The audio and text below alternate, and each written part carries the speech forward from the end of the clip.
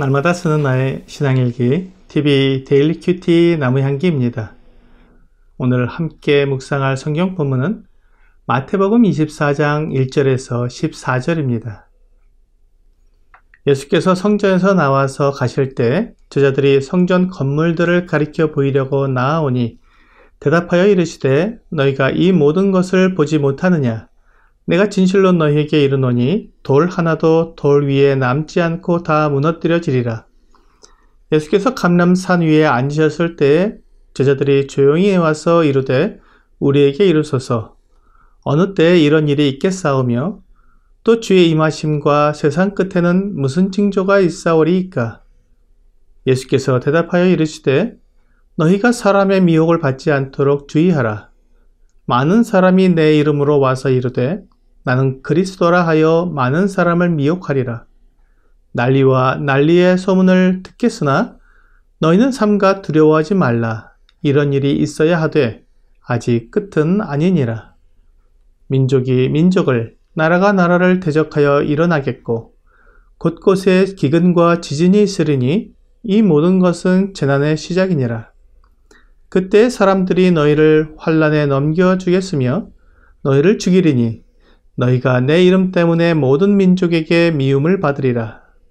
그때 많은 사람이 실족하게 되어 서로 잡아주고 서로 미워하겠으며 거짓 선지자가 많이 일어나 많은 사람을 미혹하겠으며 불법이 성함으로 많은 사람의 사랑이 식어지리라. 그러나 끝까지 견디는 자는 구원을 얻으리라. 이 천국 복음이 모든 민족에게 증언되기 위하여 온 세상에 전파되리니 그제야 끝이 오리라. 이제 주 예수님께서 십자가에 달려 죽으실 날이 며칠 남지 않았습니다.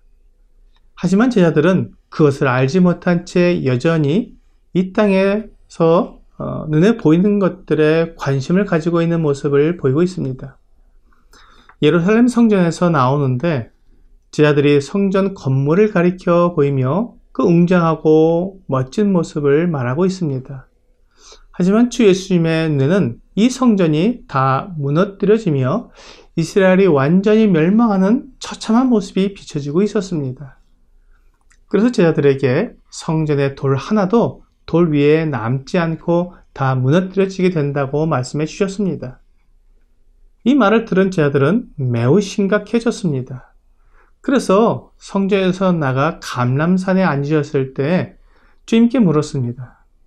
어느 때에 이런 일이 있겠사오며 또 주의 임하심과 세상 끝에는 무슨 징조가 있사오리이까? 아마도 제자들은 하나님의 성전이 무너진다는 말에 그것이 주님께서 임하시는 세상 끝에 일어날 일이라고 생각했던 것 같습니다. 제자들은 장래일을 알지 못하기 때문에 매우 혼란스러웠을 것입니다. 주 예수님께서 왕으로 오셨기 때문에 주님의 나라가 세워질 텐데 하나님의 성전이 무너지게 된다면 그렇다면 주님의 나라는 언제 어떻게 세워지는 것인가 하는 궁금증이 생겼을 것입니다. 하지만 제자들의 이런 궁금증과 상관없이 주 예수님의 대답은 매우 모호했습니다.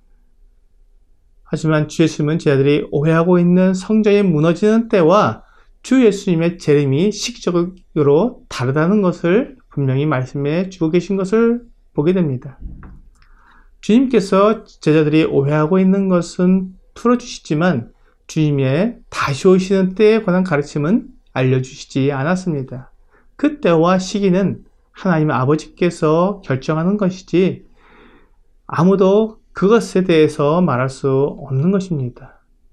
주 예수님은 제자들이 보고 놀라며 자랑스러워했던 그 성전 돌들이 완전히 무너지는 그 두려운 일이 있을 것이라고 누가복음 21장 20절에서 말씀하고 있습니다. 너희가 예루살렘이 군대들에게 에워싸이는 것을 보거든 그 멸망이 가까운 줄을 알라. 주후 70년에 로마의 타이터스 장군에 의해 예루살렘이 포위되고 급기야 성전이 무너지자 유대인들은 로마 제국 전역에 뿔뿔이 흩어져야 했습니다. 그들이 다시 독립하기까지 약 2000년이 걸렸습니다. 그리고 오늘 본문인 이 마태복음 24장 4절부터 14절까지의 내용은 주님께서 다시 오실 그때인 이 세상 끝의 증거들을 말해주고 있습니다. 그것은 그 다음에 나오는 21절 말씀에 이는 그때 큰 환난이 있겠습니다. 창세로부터 지금까지 이런 환난이 없었고 후에도 없으려고 되었기 때문에 이렇게 전무후무한 큰 환난이 주 70년 예루살렘 멸망은 아니라는 것입니다. 그러므로 오늘 본문의 기록은 이 전무후무한 큰 환난과 연관시켜서 해석을 해야 옳을 것입니다. 5절에 있는 대로 많은 사람들이 그리스도의 이름으로 와서 사람들을 미혹할 것입니다. 또한 난리와 난리의 소문이 있을 것입니다. 그리고 민족이 민족을, 나라가 나라를 대적하는 전쟁이 일어날 것입니다. 곳곳에 기근과 지진이 있을 것입니다. 이것이 예루살렘 멸망 후 지금까지 약 2000년 동안 계속 있어 왔지만 마지막 때의 징조가 되려면 오랜 기간 동안 이런 일이 있는 것이 아니라 단기간 내에 이런 일들이 한꺼번에 일어날 것입니다. 9절에 있는 대로 너희가 내 이름 때문에 모든 민족에게 미움을 받으려는 예언이 이루어지게 될 것이고 거짓 선지자가 많이 일어나고 불법이 판을 치게 될 것입니다. 그러므로 아무도 믿지 못하고 서로를 불신하는 가운데 사랑이 식어지게 될 것입니다. 이것은 어떤 점진적인 현상을 말하고 있는 것이 아니라 급작스럽게 일어나는 현상임을 기억해야 합니다.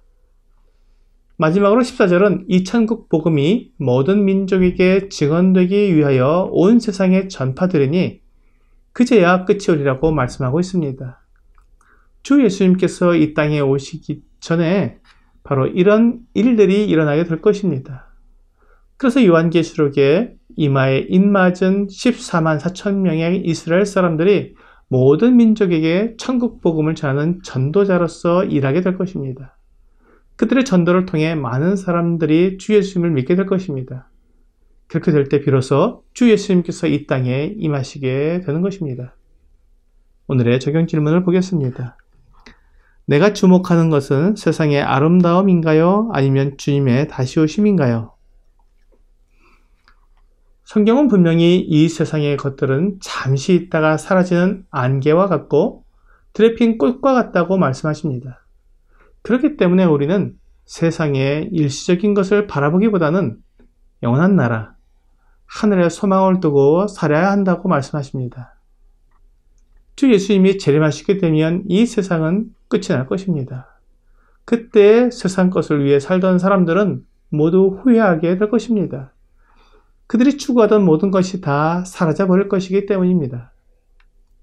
오늘 이 세상의 아름다운 것에 마음을 빼앗겨 주 예수님의 재림을 기다리지 않는다면 이제 주님의 말씀을 통해 정신을 차리고 이 세상에서 눈을 들어 주 예수님의 다시 오심을 기다리는 여러분과 제가 되기를 주 예수님의 이름으로 기도합니다.